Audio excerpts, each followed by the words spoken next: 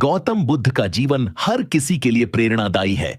गौतम बुद्ध बौद्ध धर्म के प्रवर्तक थे। इनका जन्म 483 ईस्वी पूर्व तथा महापरिनिर्वाण 563 ईस्वी पूर्व में था। बचपन में उनको राजकुमार सिद्धार्थ के नाम से जाना जाता था।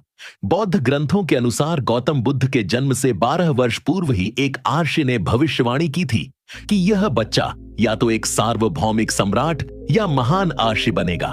35 वर्ष की आयु में उन्हें ज्ञान की प्राप्ति हुई थी। वह संसार का मोह त्याग कर तपस्वी बन गए थे और परम ज्ञान की खोज में चले गए थे।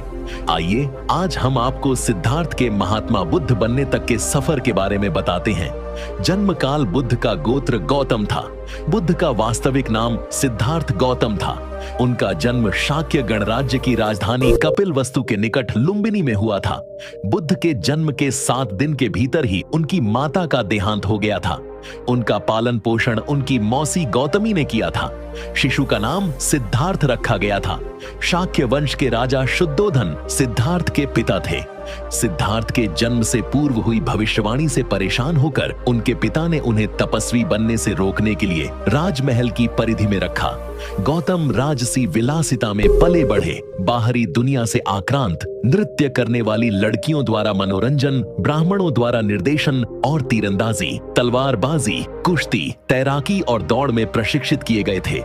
कम उम्र में ही उनका विवाह राजकुमारी यशोधरा से करा दिया गया। दोनों का एक पुत्र भी हुआ जिसका नाम राहुल था। गौतम बुद्ध की वजह से बदल गया इस स्त्री का जीवन। जाने कैसे? सिद्धार्थ बचपन से ही अत्यंत करुण हृदय वाले थे। वह किसी का भी दुख नहीं देख सकते थे। इतने प्रयासों के बाद भी 21 वर्ष की आयु में उनकी अपने राज्य कपिलवस्तु की गलियों में उनकी दृष्टि 4 दृश्यों पर पड़ी। ये दृश्य थे एक वृद्ध विकलांग व्यक्ति, एक रोगी, एक पार्थिव शरीर और एक साधु। इन 4 दृश्यों को देखकर सिद्धार्थ समझ गए थे कि सबका जन्म होता है, सबको बुढ़ापा आता है, सबको बीमारी होती है और एक दिन सब मृत्यु को प्राप्त होते हैं। इससे व्यथित होकर उन्होंने अपना धनवान जीवन, अपनी पत्नी, पुत्र एवं राजपाट का त्याग करते हुए साधु का जीवन अपना लिया और जन्म, बुढ़ापा, दर्द, बीमारी और मृत्यु से जुड़े सवालों की खोज में निकल गए। ज्ञान की प्राप्ति सिद्धार्थ ने अपने प्रश्नों के उत्तर ढूंढने शुरू किए। समुचित ध्यान लगा पाने के बाद भी उन्हें इन प्रश्नों के उत्तर नहीं मिले। फिर उन्होंने तपस्या भी की, लेकिन अपने प्रश्नों के उत्तर नहीं मिले। इसके बाद कुछ और साथियों के साथ अधिक कठोर तपस्या प्रारंभ की। ऐसे करते हुए 6 वर्ष व्यतीत हो गए। भूख से व्याकुल मृत्यु के निकट पहुंचकर बिना प्रश्नों के उत्तर पाए वह कुछ और करने के बारे में विचार करने लगे थे। एक गांव में भोजन की तलाश में निकल गए, फिर वहां थोड़ा सा भोजन ग्रहण किया। इसके बाद वह कठोर तपस्या छोड़कर एक पीपल के पेड़, जो अब बोधि वृक्ष के नाम से जाना जाता है, के नीचे प्रतिज्ञा करके बैठ गए कि वह सत्य जाने बिना उठेंगे नहीं।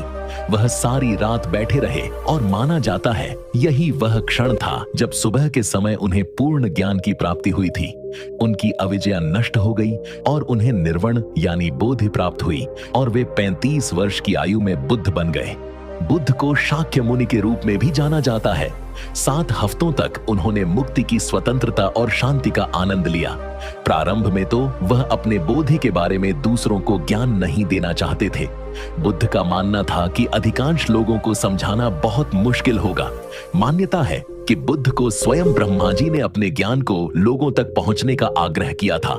फिर वह इस पर सहमत हो गए। इस तरह उन्होंने अपना पहला धर्मोपदेश उत्तर प्रदेश के वाराणसी के पास सारनाथ में अपने पहले मित्रों को दिया था।